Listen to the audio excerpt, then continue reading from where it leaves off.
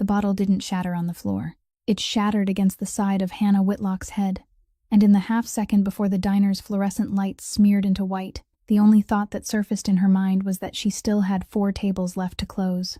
27 years old, 2 jobs, $11 in her checking account, and now 11 stitches arcing under her hairline. That was the arithmetic of her life, and it had never once added up in her favor. So she did what she'd always done when the ground gave out beneath her. She reached for her brother. She pressed his name with a hand that wouldn't stop shaking, and she waited for Caleb's voice, the one steady thing she'd had since their mother died. The phone rang once, twice. "Caleb," she whispered the moment it connected, the words spilling out before she could stop them. "He took the bottle, and he hit me in the head with it. I heard it break." But the voice that answered wasn't her brother's. It was low, unhurried, carved out of something colder than concrete, the kind of voice this city had learned not to look at directly. Hannah didn't know that name yet. She didn't know the man breathing quietly on the other end of her brother's phone was Roland Maddox, 37 years old, the man who moved half the freight through Chicago's underworld and had never once paused between a question and his answer. All she knew was that a stranger was holding the only number that had ever meant safety to her, that he wasn't explaining why, and that something in his silence told her the floor hadn't finished falling.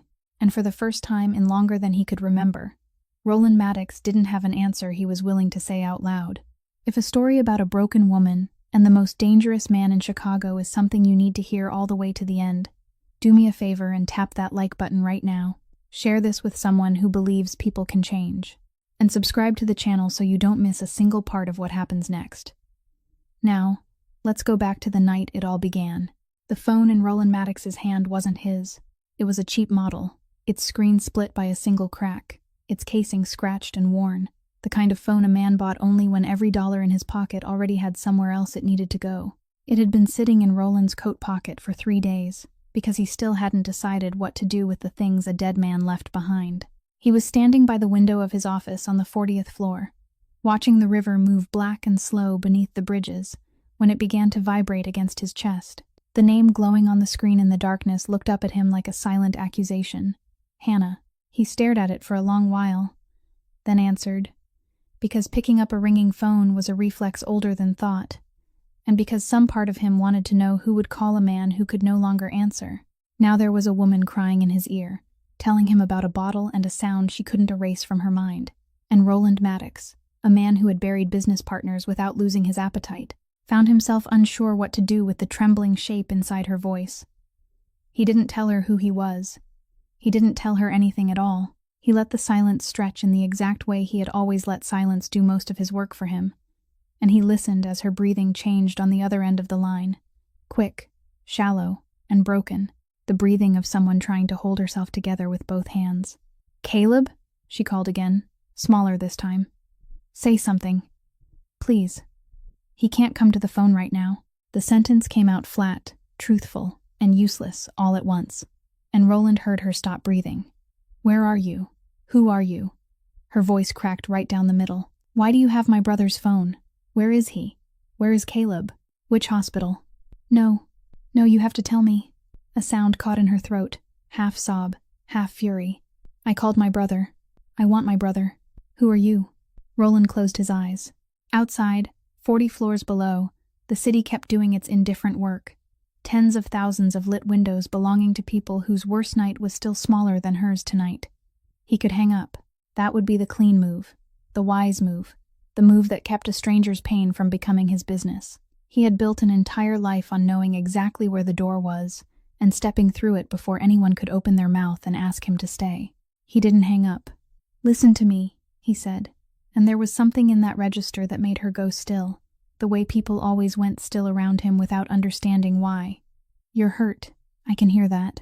Right now, that's the only thing that matters. Tell me which hospital. I'll come there, and then we'll talk about your brother. Not before. I don't know you." The sentence came out as barely more than a breath. "I don't know you." "No," he agreed. "You don't know me." A silence fell. He could hear an announcement over the speakers behind her, a name being called, the particular kind of hush that belonged to a waiting room in the middle of the night. When she spoke again, her voice had thinned into the obedient softness of people too tired to keep fighting, and that, more than the crying, told him just how bad things were. "Mercy, General. she said. West side of the city. Emergency entrance. Don't leave. Don't sign anything. Don't go anywhere with anyone. He was already moving, already reaching for the coat hanging over the back of his chair. I'm coming to you. He ended the call before she could ask his name again. For a moment, he stood in the dark room with the dead man's phone still warm in his palm. Caleb Whitlock had worked for him for 2 years, had driven him through 3 cities and 1 ambush, and Roland had never once asked whether there was anyone at home waiting for that man to come back. It had never occurred to him, and that was the kind of thing he was beginning to learn about himself tonight, and he found he didn't much care for the lesson. Frank Delgado was waiting in the outer room, broad-shouldered and motionless, his eyes fixed on his own phone screen.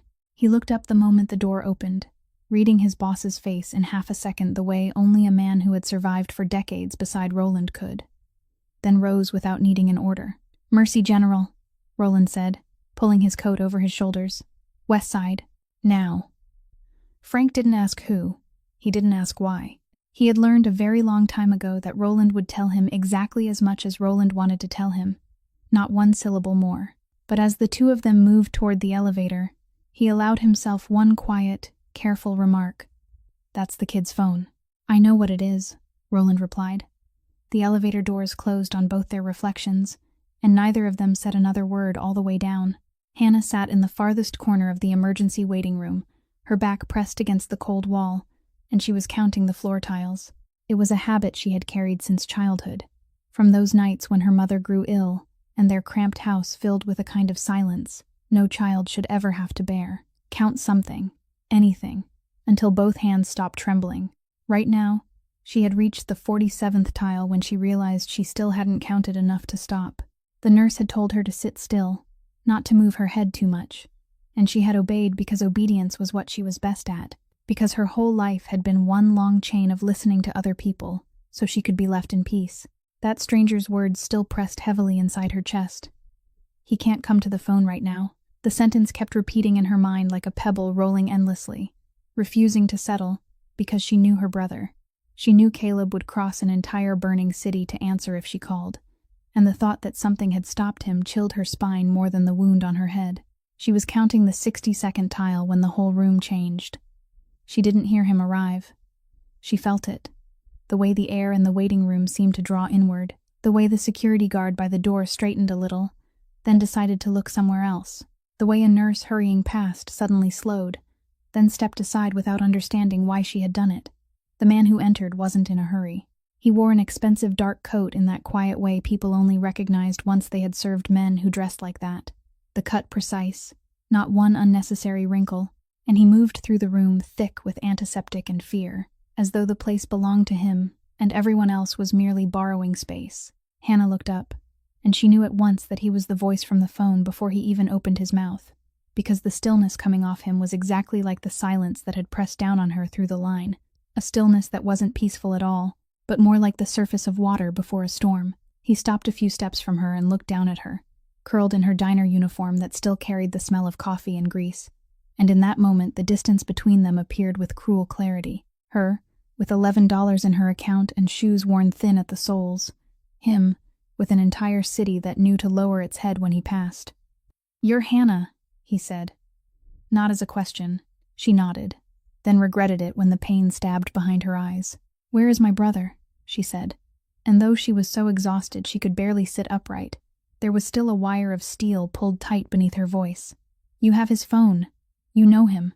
Where is he?" Roland didn't answer right away. He pulled a plastic chair closer, sat down across from her, and the movement narrowed the power between them with such calculated precision that she immediately grew wary, because she had lived long enough to know that when a man with power chose to lower himself to someone's eye level, it was usually because he wanted to take something.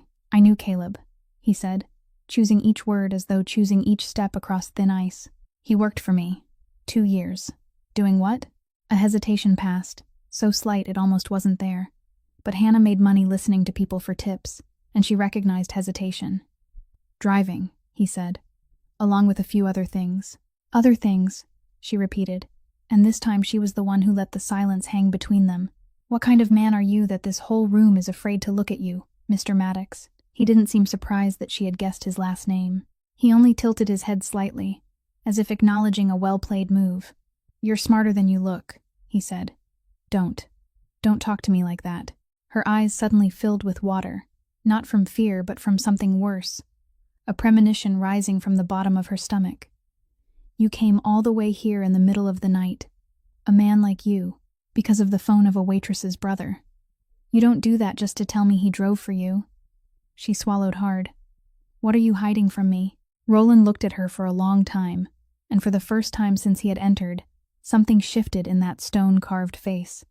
A crack so small she almost wasn't sure she had truly seen it. "You need to get stitched first," he said, standing and buttoning his coat again, raising the wall between them back into place. "Then I'll tell you everything you need to know. I'm not lying to you, Hannah, but some things shouldn't be said in a place full of strangers." And Hannah, though every instinct in her was screaming for answers right then and there, found herself nodding, because she was too tired, because the floor was still there to count, and because somewhere deep inside her, she had begun to fear the very answer she was demanding. They took her into a small room behind the emergency department to finish stitching her up, and Roland waited outside in the hallway, leaning against a faded blue wall with both hands tucked into the pockets of his coat, so still that a passing nurse had to glance at him twice to make sure he was real. When Hannah came out, her head neatly bandaged, her face bloodless beneath the lights, he pushed himself away from the wall and nodded toward a door at the end of the hall, a small waiting room for relatives that stood empty, and she followed him inside, because she didn't have the strength left to do anything except follow. He closed the door behind them. The room held only 2 chairs and a low table, with a box of tissues already more than half gone, the kind of object people placed only in spaces long accustomed to tears. Hannah didn't sit down. She stood there with her back straight, her hands clenched tightly together in front of her stomach, and she looked at him with the eyes of someone who had already guessed but was still begging to be wrong. "Say it," she said. Roland had killed men. He had given orders that made people vanish from the earth, had sat across from lifelong enemies without blinking, had learned how to say difficult things in a voice so flat that the calm itself became a weapon. And yet now, in front of this small, disheveled woman with $11 in her account, he felt his throat tighten in a way utterly unfamiliar to him. "Caleb is gone," he said. 3 days ago. For one long moment, Hannah didn't move. Not a single muscle in her face changed, as though the words had been spoken in a language she had never learned. And Roland had witnessed enough reactions to death to know that this kind of stillness was more frightening than a scream. Then she shook her head, a small shake, almost polite. "No," she said. "No, you're wrong. I just texted him. Tuesday. He said he'd come by. He said he'd bring me some money because I was short on rent," he said. Her voice began to rise, not louder but faster, the words crowding over one another as though, if she said enough of them, the truth would have to step back. "He can't be gone. He's the only one I have left. The only one. You don't understand. He's all that's left of my family. You can't stand there and tell me that." And then it hit her, not slowly, but all at once, like a dam breaking. She folded forward, one hand clamped over her mouth, and the sound that escaped her wasn't like ordinary crying. It was like something being torn from the very bottom of her chest, low, naked, uncontrollable. Her knees gave way, and she didn't try to keep herself standing. She only slid down beside the chair she had refused to sit in and sank onto the floor, her shoulders shaking in waves. This was the woman who hadn't cried when a bottle shattered over her head, who had answered the nurse's questions in an even voice, who had counted floor tiles to keep her hands from trembling, and now she was breaking apart on the hospital floor because the only name that had ever meant safety to her was gone. Roland stood still. A part of him, the part that had been forged across 37 years to leave any room where tears appeared, pushed him to turn away. But he didn't turn away. He stood there and let her cry, because he understood, in a way he had no words to name, that he owed her at least this presence. Because 3 days earlier, under the sick yellow lights of a warehouse by the harbor, everything had collapsed in a matter of seconds, and when the moment that should have ended Roland Maddox came for him, he wasn't the one who took it. Caleb had been there. Caleb had thrown himself into the empty space between Roland and death, without a single instant of hesitation, as if he had known, as if he had already decided it beforehand, and Roland had held a fading man in his arms without being able to understand why a hired man would choose to trade his life for someone like him. That question hadn't left him for 3 days. It was a debt with no number, no deadline, no possible way to repay it, and now it was sitting on the floor in front of him, sobbing, wearing the face of a woman who had just lost everything. He bent down, not touching her, only lowering himself to her level for the second time that night. And when he spoke, his voice was still flat, still cold, but slower, as though every word had to pass through some painful place before it could get out. "I'm here," he said. "You don't have to stand up right now. But when you're ready, there are things you need to know about your brother, and I'm the only one left to tell you." It took Hannah a long while to get up from the floor, and when she was finally sitting in the chair, both hands wrapped around a cup of water the nurse had brought in but she hadn't drunk, Roland pulled the remaining chair closer, sat down, and asked her in a calm voice what had happened to her head. Not because he hadn't already guessed, but because he wanted to hear her say it herself. And Hannah, exhausted to the point that she had no walls left to hold anything back, told him. She had worked at Halverson's Diner on Archer Avenue for 3 years, the night shift, from 6 in the evening until 2 in the morning, the shift nobody wanted, because late-night customers were usually drunk, and the tips were uncertain, but she took it because the night shift paid a little extra, and because during the day she still cleaned for an office cleaning company. Travis Boyd was the night manager, a man in his 40s with a beer belly and a habit of standing too close to the waitresses, and everyone at the diner knew to stay away from him, knew that the schedule was in his hands, knew that one complaint made in the wrong place could turn into 3 Monday night shifts in a row, or worse, into your name being crossed off the schedule completely. That night, the diner had closed to regular customers, but Travis told her to stay, said some important guests of his were coming by, some business friends, and he wanted her to stay and serve them, pour drinks, sit with them, laugh at their jokes, and when Hannah understood what that word serve meant by the way he said it, she refused. She said her shift was over. She needed to go home, and she tried to say it gently because she needed that job, needed every dollar from it. But Travis had been drinking since early on, and liquor brought the worst part of him to the surface. When she still wouldn't back down, when she reached for her purse and said she was leaving, everything happened very fast right there at the bar, where the bottles of liquor stood in neat rows beneath the yellow light. She didn't tell that moment again. She didn't need to. The white bandage wrapped around her head had already spoken for her, but she told him what came after. The part where she staggered out of the diner with one side of her face wet and hot, while the 2 other employees on the night shift stood frozen behind the counter, and no one dared to move. And one of them, a boy of only 20 who was carrying student loans, couldn't bring himself to look her in the eye. "Travis has connections," Hannah said, her voice dry now after all the crying. "He knows people nobody wants to get tangled up with, and everyone who works there knows that." So when she said she was going to call the police, that same boy was the one who whispered to her not to, that doing it would only cost her more, that no one would testify because no one could afford to trade away their job, and that was why she hadn't called the police. That was why she had sat alone in the emergency room, counting floor tiles and pressing the only name she trusted. Roland listened to all of it, not interrupting once, his face revealing nothing beyond absolute attention. But beneath that mask, something had been set into its proper place, with the familiar cold precision of a gun being loaded in the dark. When she finished, he stood, stepped out into the hallway, and Frank Delgado peeled himself away from the wall where he had been waiting the entire time. "Travis Boyd," Roland said, his voice so low it was just enough for the 2 of them to hear. "Night manager at Halverson's on Archer. Find out about him. Everything. Who he knows, who he owes, who he fears, who he does business with." Frank gave one nod, and didn't ask what it was for, because he had worked for Roland long enough to understand what that voice meant. The voice his boss used only when a name had just been moved from the column of strangers into another column, the kind of column no one wanted their name placed in.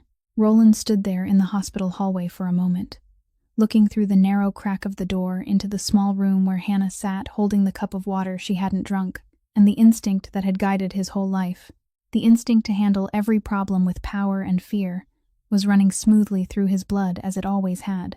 He didn't know yet that this very instinct, in only a few days, would collide with something it had never encountered before. When Hannah was finally discharged at nearly 4 o'clock in the morning, she was taken to the billing counter with that familiar stack of papers every poor person in America feared.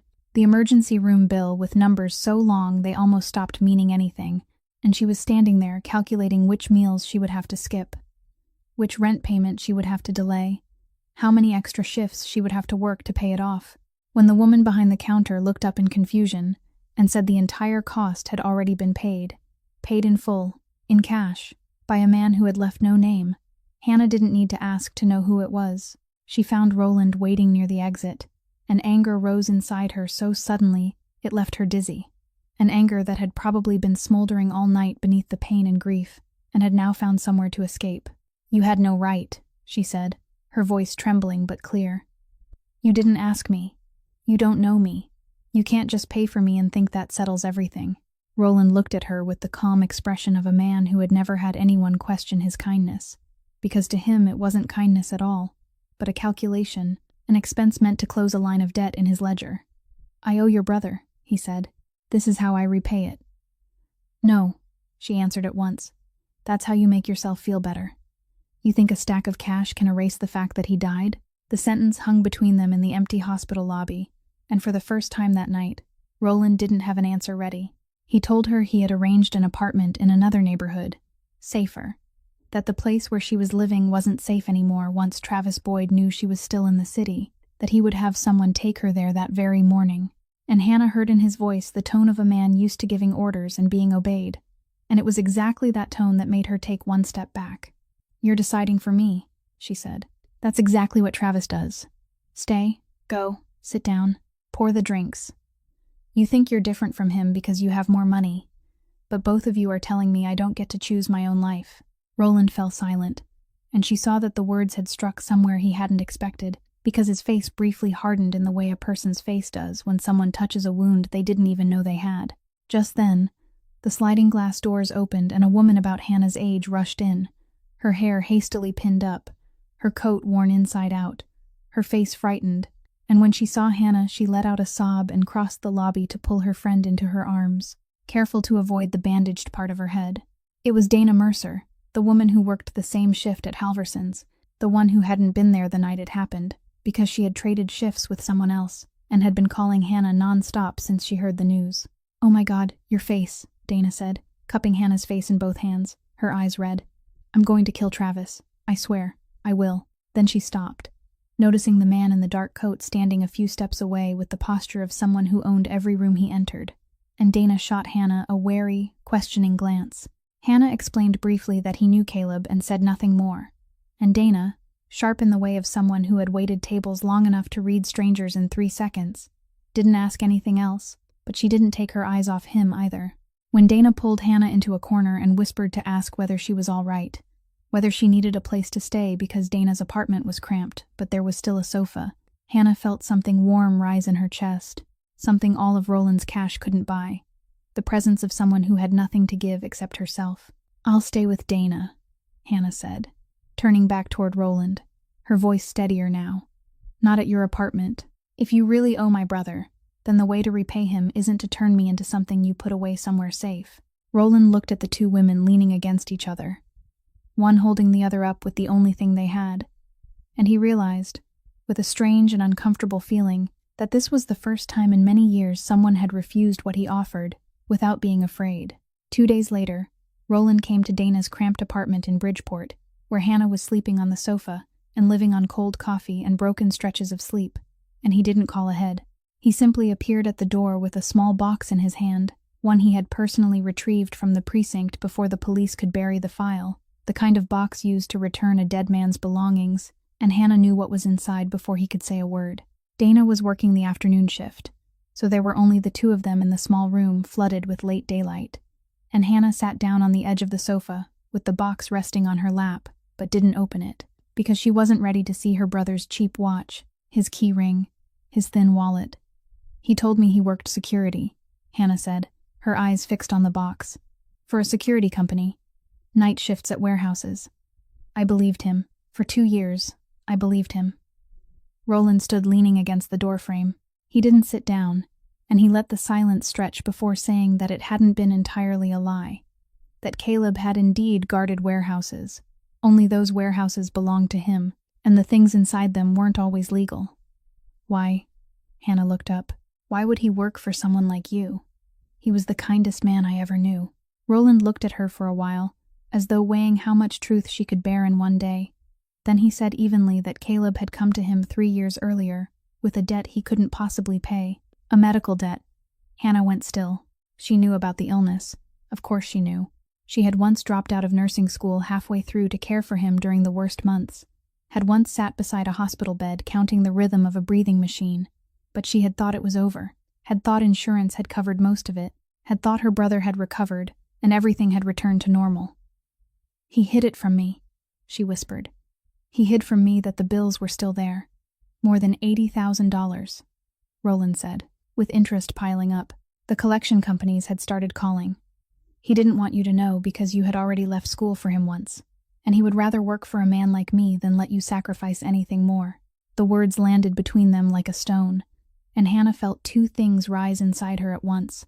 A fierce anger that her brother had carried all of it alone, without giving her the chance to share it, and a pain so deep it twisted through her gut when she understood that every dollar he had pressed into her hand over the last 3 years, every time he had helped her with rent, every time he had told her not to worry, that he had it covered, all of it had been bought by him, standing guard in the dark over things that could kill him, and in the end had killed him after all. "You let him do that," she said, and this time her voice didn't tremble. It was sharp as broken glass. "You knew how desperate a person had to be to come to you, and you used that. You didn't lend him money the way a decent man would have. You made him pay in blood." Roland didn't deny it. That was what made her falter, because he didn't defend himself, didn't say Caleb had chosen it, didn't say it had been a fair arrangement. He only looked at her and said yes. That was how his world worked. That he saw a man who needed something he had, and he named a price, and the price was always the person himself. "Did you know his name?" Hannah asked, and the question made him stop short. "I mean really know it. In the 2 years he worked for you, did you ever know what he liked to eat? What he was afraid of? That he had a younger sister waiting tables who dreamed of finishing nursing school? Or was he just a name in a column to you? A debt being collected?" Roland opened his mouth, then closed it again, and his silence was a more brutal answer than anything he could have said. "You're the richest, most powerful man I've ever met," Hannah said softly, hugging the box of belongings to her chest. "And you're the poorest, because you had him beside you for 2 years, and you never truly saw him once." Roland didn't answer. He stood there in the small room as it slowly darkened, and for the first time since he could remember, someone had just given the thing he had always been its true name, and he had no way to deny it. 4 days later, Hannah heard from a former co-worker that Travis Boyd had been abruptly let go from Halverson's, without any official explanation, and that someone had seen him leave the diner with a bloodless face after 2 strange men had spent an entire evening waiting for him in the parking lot. By afternoon, Roland appeared in Bridgeport with the bearing of a man bringing good news and expecting it to be received that way. "He's lost his job," he said, standing in the middle of the small room. "He understands that if he comes near you one more time, he'll lose more than a job." He said it calmly, almost with relief, as though setting a gift on the table and stepping back to wait for her reaction.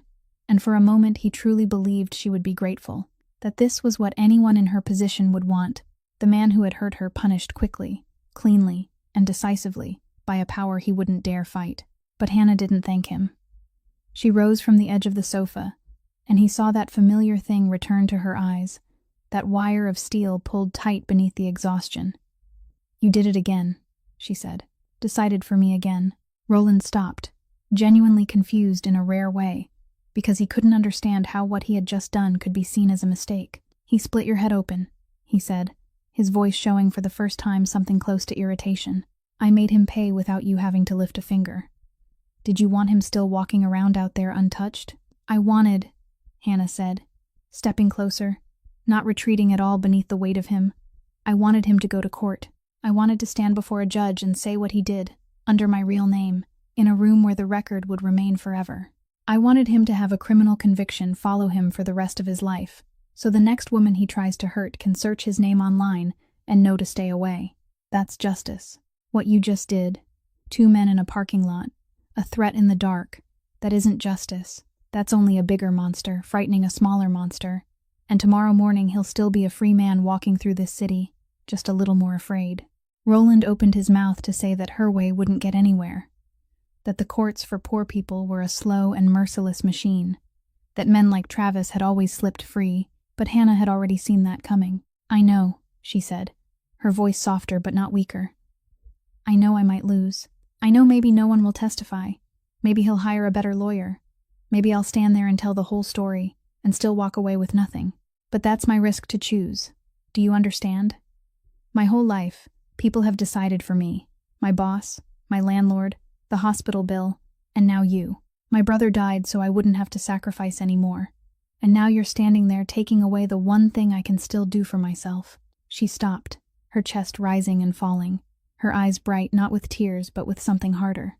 If I let you handle him your way, then this story becomes yours, not mine. And I'm so tired of my life belonging in someone else's hands. Roland stood still for a very long time.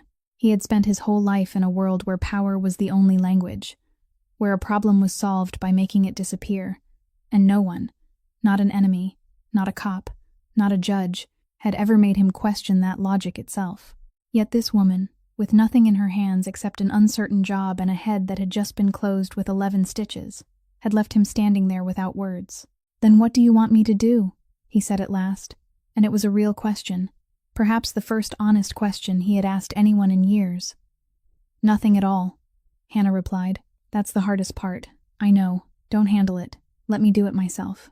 If you truly want to repay my brother, then believe I'm strong enough to stand on my own 2 feet, exactly the way he always believed." Across the city, inside a private club with dark paneled wood walls and yellow light deliberately kept dim enough to leave everything in shadow, Vernon Stagg sat at his usual table with an untouched glass of malt whiskey and listened. Vernon was in his 50s, his silver hair neatly cut, his suit custom-tailored, looking more like an investment banker than a man who controlled half the routes Roland Maddox didn't control, and that was exactly how he wanted people to see him, because Vernon believed showy violence was the mark of a man without imagination. He had spent years waiting for a crack in Roland, a soft place, something that could be squeezed, because the port of Chicago was large enough to make 2 men rich, but not large enough for both of them to be kings, and Vernon had decided long ago that only one man would survive this struggle. Sitting across from him was a man in his 40s, broad-shouldered, with a face so ordinary it was easy to forget, the kind of face that was useful in his line of work, and Otis Lund spoke softly, steadily, with the bored air of a man reporting the weather. Otis had worked for Roland for many years, long enough to be trusted, close enough to know things only an insider would know. And he told Vernon about a woman. "Maddox never takes his eyes off business," Otis said, lightly turning the glass in his hand. "Never has. In all the years I've been around him, there's never been anything but business. But this week he's gone twice to an apartment in Bridgeport, driving himself, alone, not for work." Vernon lifted one eyebrow, and Otis went on, telling him about the waitress, about the fact that she was the sister of the young driver who had died that night at the warehouse, about Roland paying her hospital bills, trying to move her somewhere safe, doing things Otis had never seen him do for anyone in his entire career. Vernon listened with the focus of a crocodile lying still beneath the surface of the water, and when Otis finished, he let the silence stretch, took his first sip of whiskey that evening, then said, almost to himself, that it was interesting. "A man with nothing to lose is a man who can't be controlled," Vernon said. "That's what has made Maddox dangerous all this time. He has no wife, no children, no living parents, not one thing in this world we can put a hand on to make him sit down at the negotiating table." He stopped, his eyes brightening in the dim yellow light. "But now, perhaps, he has just created something for himself." Otis said nothing, only gave one very slight nod, and if in that moment a flicker of hesitation crossed his empty face, no one saw it, because the room was too dark, and Vernon was too absorbed in the vision forming inside his own mind. "Find out about her," Vernon said. "Name, address, habits, every route she takes. Don't touch her. Not yet. A card only has value when the opponent doesn't know we're holding it." He turned the glass, watching the amber liquid catch the light. "For years, I've tried to find a way to force Roland Maddox to give me the port, and God has just dropped a waitress into my hands. Life can be very generous sometimes." Otis left the club a few minutes later, stepping out onto the rain-wet street where the streetlights spilled down into the puddles in blurred yellow halos, and he stood there longer than necessary, lighting a cigarette with a hand that didn't tremble, watching traffic drift past, wearing the hollow expression of a man who had gone too far down a road to turn back. Whether or not some buried part of him knew that the name he had just sold to Vernon Stagg would bring consequences even he couldn't yet fully imagine, and that the woman in Bridgeport, the woman who had only just demanded back the right to decide her own life, had now become a piece on a board she didn't even know existed. On the advice of a hospital social worker, Hannah began seeing Dr. Ruth Abernathy once a week, a psychologist who worked for a nonprofit program supporting victims of violence, a woman in her 50s, with gray hair tied neatly back, and a small office whose window looked out over an old oak tree. During the first few sessions, Hannah mostly just sat there, counting the patterns in the rug, because she wasn't used to anyone asking how she felt and truly wanting to hear the answer. Dr. Abernathy didn't rush. She never lectured, never offered ready-made comfort, only asked short questions and let silence do its work. One afternoon, when Hannah told her about Roland paying the hospital bill, arranging the apartment, and handling Travis without asking her, the doctor asked a question that stayed with Hannah for many days afterward. "There's a difference," Dr. Abernathy said, "between being saved by someone and standing back up on your own. When someone saves you, you owe them, and what happened to you still belongs to them, decided by them. But when you stand up by yourself, even if it's slower, even if it hurts more, what you take back can't be taken away from you again. The question isn't which way is faster. The question is who you want this story to belong to later." Hannah carried those words with her all week, and they came back to her one evening when Roland stopped by, this time carrying nothing with him. No box, no offer, just coming in and sitting down in the chair across from the sofa, as though it had become a habit neither of them was willing to name. He asked her about Caleb, not about the debt or the work, but about who he had been, and Hannah realized this was the first time he had ever asked that way. She stayed quiet for a while, then told him about one winter when she was 9 and Caleb was 14, the first year after their mother died, when their father had left and the two of them were living with an aunt who was almost never home. That Christmas Eve, there were no presents, no tree, nothing at all. Only a cold apartment and 2 children. "And Caleb," Hannah said, her voice softening in the way it only did when someone touched a memory that had been carefully preserved. Caleb took the old radio from the kitchen, the kind that could only pick up a few stations, and he turned the dial back and forth until he found one playing Christmas music. Then he pulled me into the middle of the living room and started dancing. A 14-year-old boy clumsily waltzing with his 9-year-old sister on an ice-cold floor. And he kept making silly faces until I laughed, because he couldn't stand seeing me sad on Christmas Eve. She stopped, her eyes shimmering, but her lips smiling. He was 14, and he already knew that sometimes the most important thing one person can do for another is simply not let them be sad alone. Roland said nothing. He sat there in the small room and listened, and something was happening inside him that he didn't have the words to describe, because in the 2 years Caleb Whitlock had worked for him, that man had been nothing more to him than a number. A debt being collected, a name in a ledger, and now, suddenly, he was seeing a 14-year-old boy waltzing in a cold apartment so his little sister would stop crying, and the image cut into him in a place he had thought had gone numb long ago. He had looked at hundreds of people as if they were tools, had priced them by what they could do for him, and discarded them when they no longer had value. And for the first time, he wondered how many of them had once been a boy waltzing for someone, how many people he had turned into a number without ever bothering to ask their real name. He said nothing at all, because he wasn't the kind of man who would admit such a thing aloud, and the change in him wasn't a door thrown open, only a very small crack in a very thick wall. But when he left the apartment that night, he sat in his car for a long time before starting the engine, staring into empty space, hearing again and again in his mind the words that sometimes the most important thing a person could do was simply not let someone else be sad alone. And he couldn't remember the last time anyone had done that for him. Roland's visits gradually became more frequent, and they both pretended not to notice. He made one excuse after another, checking whether she needed anything, bringing a few papers related to Caleb that had to be handled, but the truth was that he came because the small apartment in Bridgeport was the only place in his entire world where no one was afraid of him, where a woman looked him straight in the eye and said exactly what she thought. One evening, after Dana had gone to sleep in her room, and only the 2 of them remained at the scratched kitchen table, with 2 cups of coffee, Hannah asked him why he always paid, why every solution of his began and ended with money. And Roland said, a little defensively, that money solved everything, that it was the only language everyone understood. "It doesn't," Hannah said, setting her coffee cup down. "You pay people because that way you never have to really look at them. You gave Caleb money instead of asking what he was afraid of. You paid my hospital bill instead of staying and asking what I needed. You threw 2 men into Travis's parking lot instead of asking what kind of justice I wanted." She looked at him, her eyes not accusing at all, but almost compassionate. And that was what made the words hurt more. You save people with money because you don't know how to respect them. Respecting someone means believing they have the right to choose for themselves, that they aren't a problem for you to solve. But you never learned how to do that, did you? Because in your world, a person and a debt are the same thing. Roland didn't answer right away, and inside that silence was a new kind of tension. Not exactly anger, but the feeling of a man who had just been seen all the way to the bottom by the only person he didn't want seeing that far, and he sat there for a long time with both hands wrapped around his cold coffee cup, a man unaccustomed to having nothing to say. He left that night without arguing, and Hannah thought perhaps she had pushed him too far. But in the days that followed, things began to change in ways she couldn't see. There was a man named Eddie Kessler, who owed Roland's organization a debt that had been overdue for months. A mechanic with a small shop barely staying alive and a sick wife. And by the usual rules, at this point they would take the shop, turn it into a lesson for other debtors.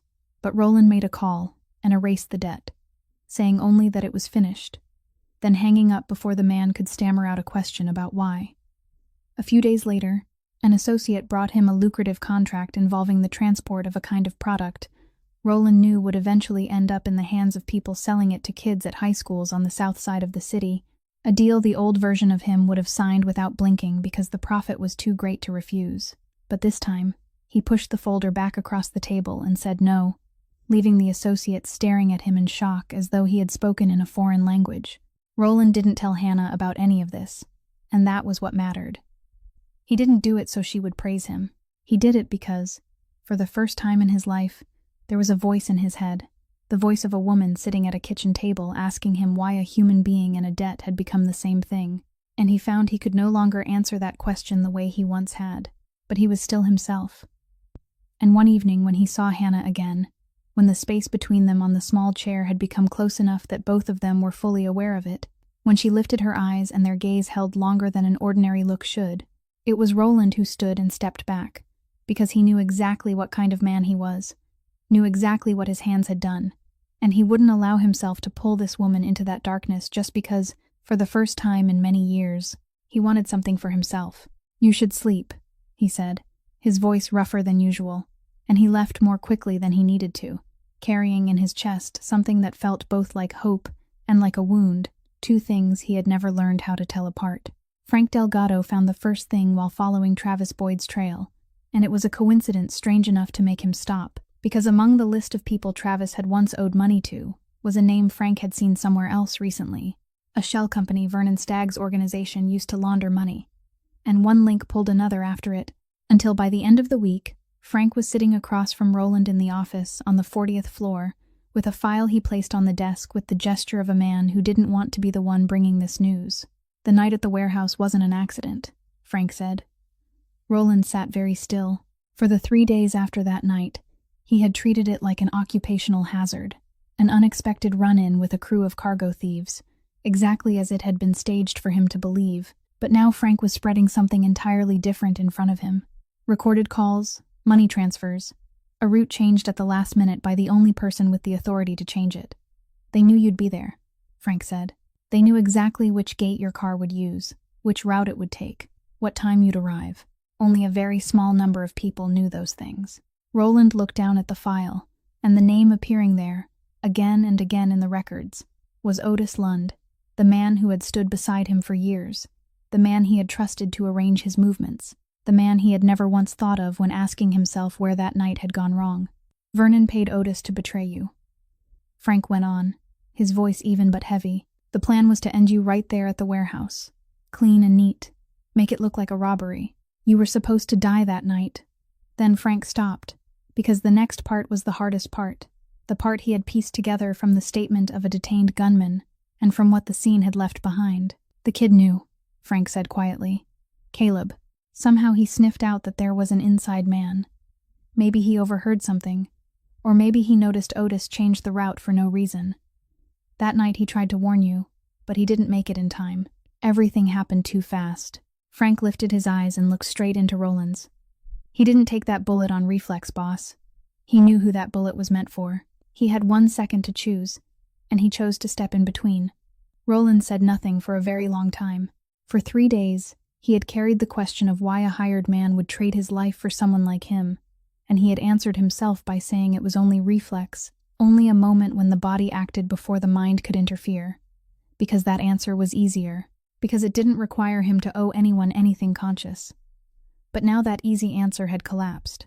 Caleb Whitlock, the man Roland had regarded only as a number in a ledger, had seen death coming and had enough time, even if only one brief second, to understand what was happening and to choose. He had chosen to stand in Roland's place, a man whose real name Roland had never bothered to ask, a man Roland had bought with the man's own desperation, had died a deliberate and conscious death so Roland could live, and Roland hadn't even understood that until now. He thought of Caleb's little sister, of the cold apartment and the clumsy waltz and the words about not letting anyone be sad alone, and he understood, with brutal clarity, that the kindness Caleb had given his sister and his final act at the warehouse were the same thing, the same person, the person Roland had been near for 2 whole years and had never truly seen. "Burn them all," Roland said at last, and his voice had returned to that familiar flatness. But Frank, who understood him better than anyone, heard beneath it something that had frozen into a resolve as cold as ice.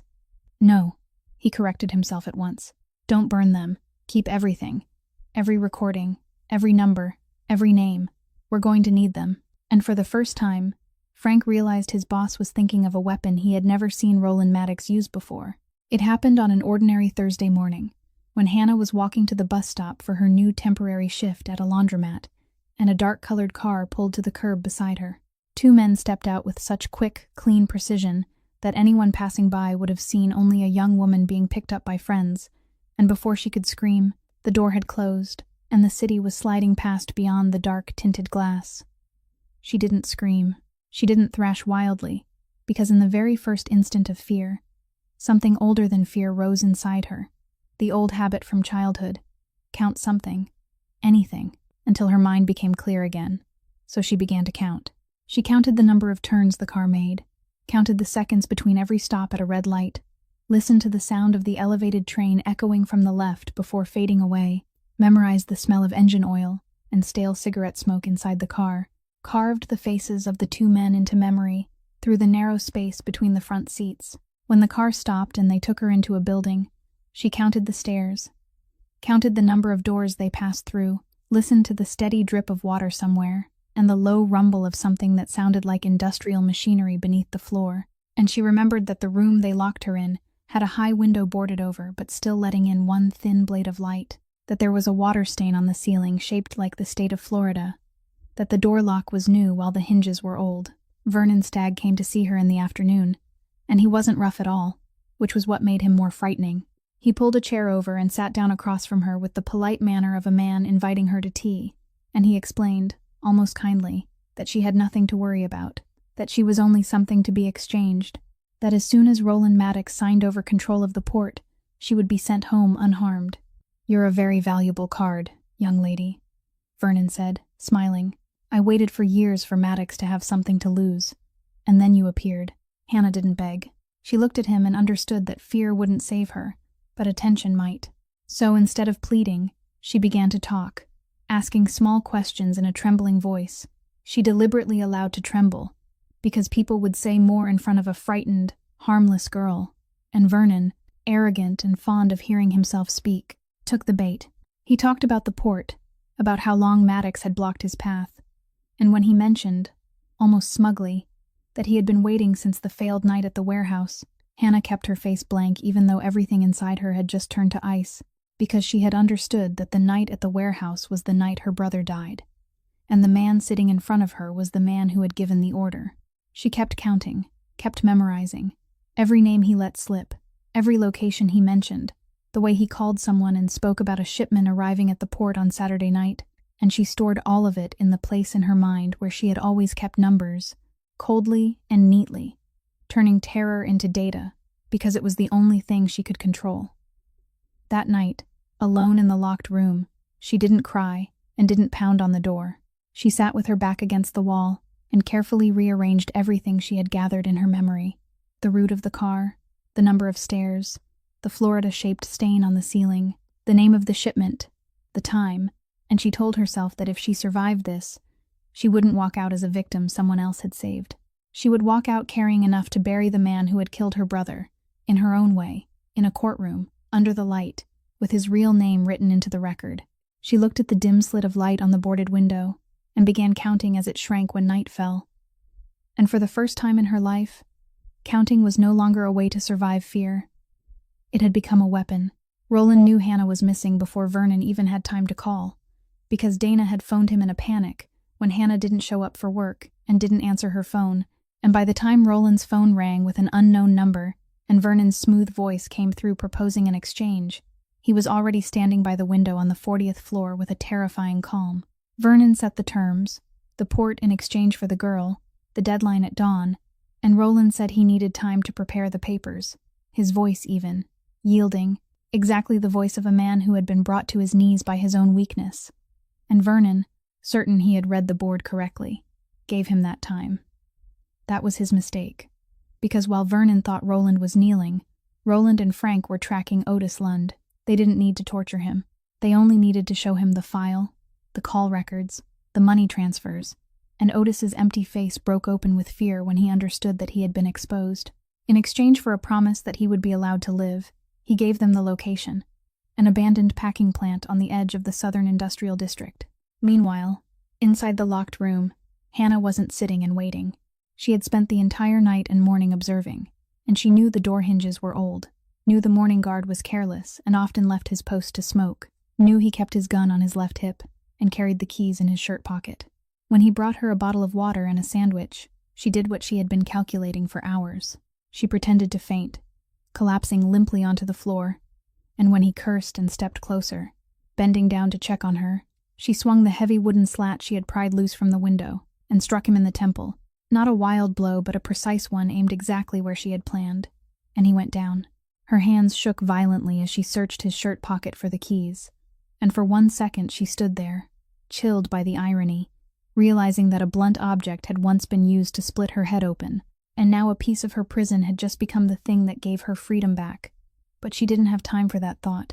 She unlocked the door and stepped into the hallway, the very hallway where she had counted every door, moving in the direction she remembered as the one with the thin line of daylight. She was almost at the emergency exit when she heard a loud noise from the front of the building, a door being broken open, running footsteps, shouting, and she pressed herself into a dark corner, her heart pounding, not knowing whose men they were.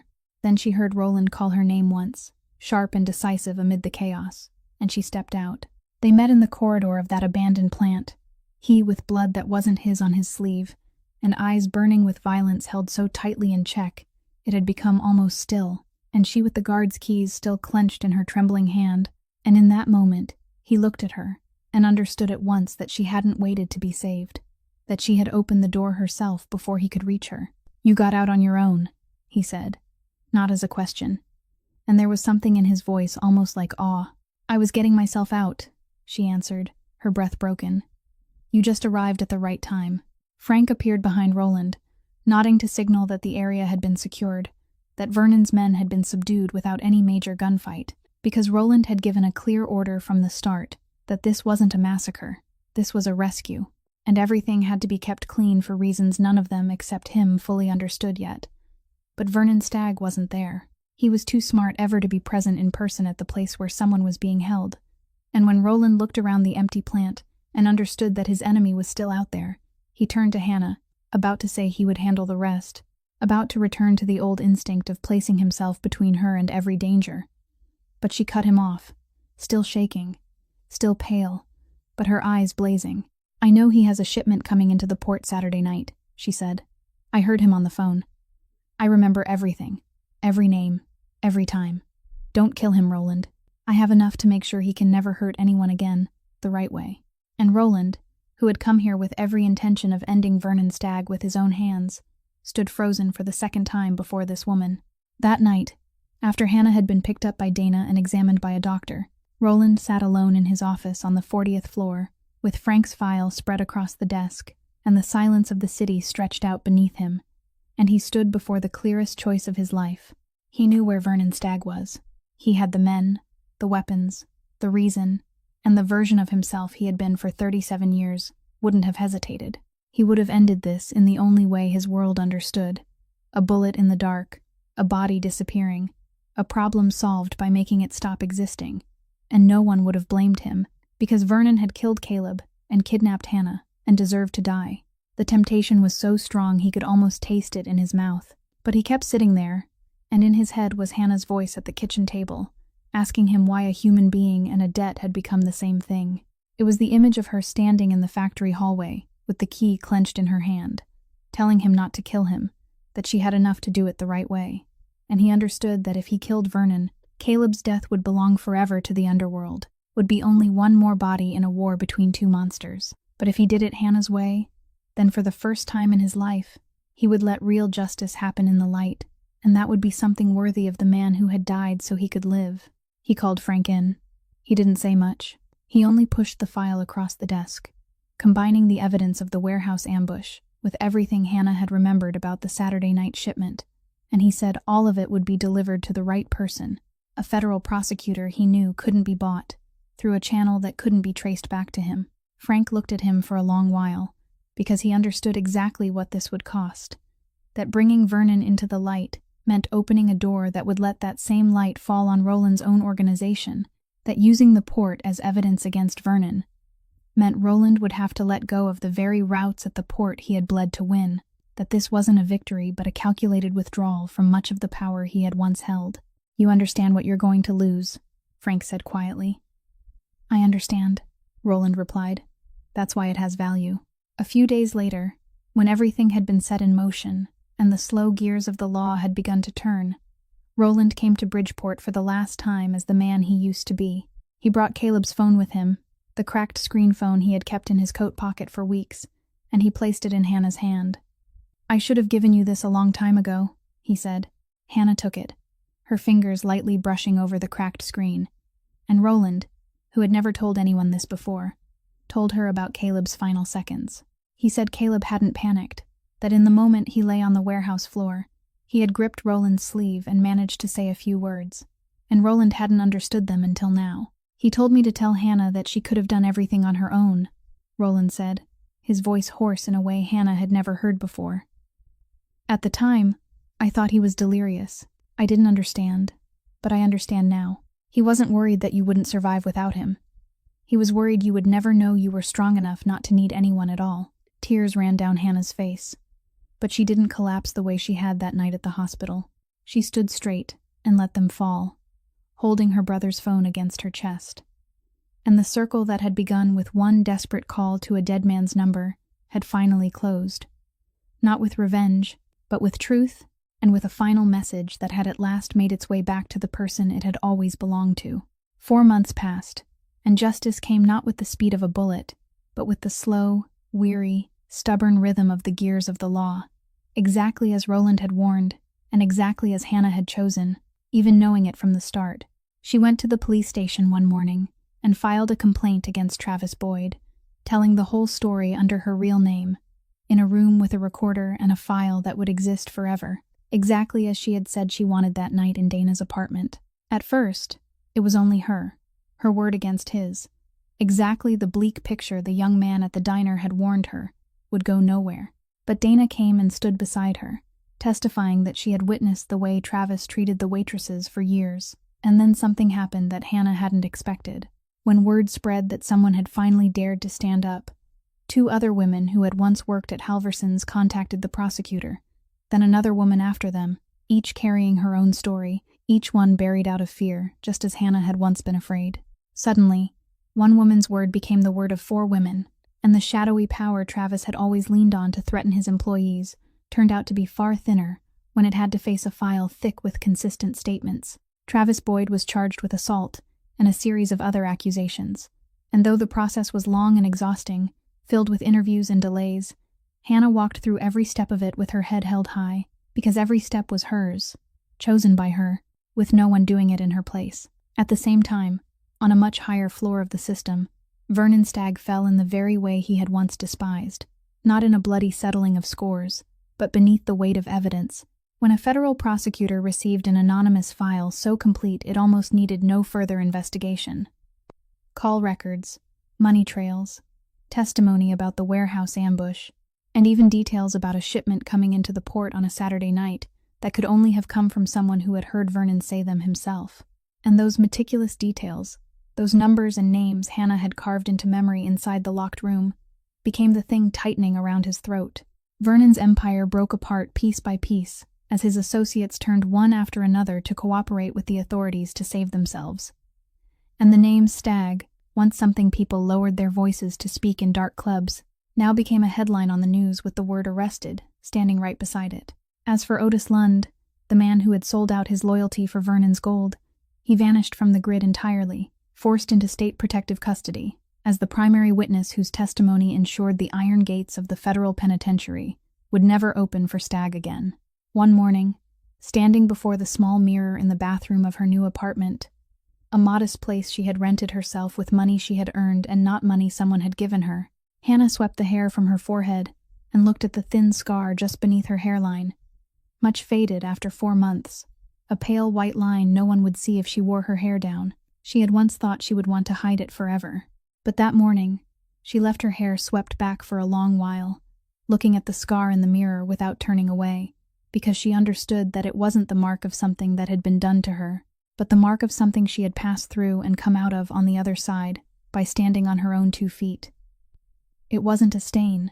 It was proof that there had been a night when the ground had collapsed beneath her feet, and she had not only survived, she had stood back up, reclaimed her name, and turned the very thing that was supposed to destroy her into a foundation. She let her hair fall back down, not to hide it, but simply because she liked it that way, then went to make coffee, because that day was an important one, and she didn't want to be late. The important day Hannah didn't want to be late for was the first day she returned to the classroom, because she had enrolled again in the nursing program she had abandoned many years earlier, this time not to care for an ill family member, but because she had come to understand that choosing a profession built on looking directly at a human being in pain and treating them with dignity was the complete opposite of the world that had taken her brother from her, and she wanted the rest of her life to belong to the other side of that line. She still worked extra shifts to make ends meet, still counted every dollar, but for the first time, the numbers in her life had begun adding up in her favor. As for Roland, he did what no one in the underworld believed a man like him could ever do. He began to step back, quietly and methodically, turning what could be made legitimate into truly legitimate businesses, letting go of the port routes that had once been his crown, leaving behind a vacuum of power he no longer wished to fill. It wasn't quick, and it wasn't clean. The past didn't release people that easily, but he had begun, and more importantly, he had begun seeing a counselor, sitting in a quiet room every week to learn the hardest thing for a man like him, how to tell the difference between protecting someone and controlling them, between standing in front of someone and standing beside them. He and Hannah didn't rush anything. What grew between them wasn't the story of a wealthy boss rescuing a poor girl, because that was the very shape both of them had rejected from the beginning. It was something slower, more equal, built on evenings at the kitchen table and the times he learned to ask what she needed instead of deciding for her, the times she allowed him to come close without surrendering a single inch of the autonomy she had paid such a terrible price to reclaim. He no longer stood in front of her. He learned how to stand beside her. And on a late autumn afternoon, as they walked beside the river where he had once stood looking down at the black water on the night everything began, Hannah stopped, brushed the lock of hair away from her forehead so the wind could touch the thin scar that was now almost invisible, and she thought about the night a bottle had shattered against her head and the ground had seemed to collapse beneath her forever. Then she realized that the thing that was supposed to destroy her had turned out to be the beginning of the person she became. A woman who no longer waited for someone to come save her, a woman who knew she was strong enough to stand on her own, exactly as her brother had wanted her to know with his final words. And perhaps that is what this story wants to leave with each of us, that a person's worth does not lie in being sheltered by someone powerful, but in the right to be respected, to decide their own life, to rise on their own 2 feet, no matter how slow or painful the road may be, and that sometimes the greatest gift we can give someone we love is not solving everything for them, but believing they are strong enough to do it themselves, and quietly standing beside them on that journey. If the story of Hannah and Roland has touched something in your heart, please press like, share this video with the people you think need to hear it, and subscribe to our channel so we can continue listening together to many more moving and meaningful stories every day.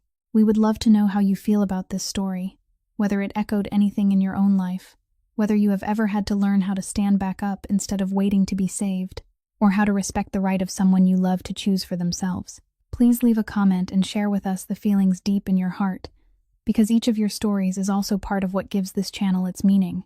Thank you for listening all the way to the very last moment. We wish everyone watching this video abundant health, a joyful life, and peace and serenity every day. Goodbye for now, and we'll see you again in the next videos.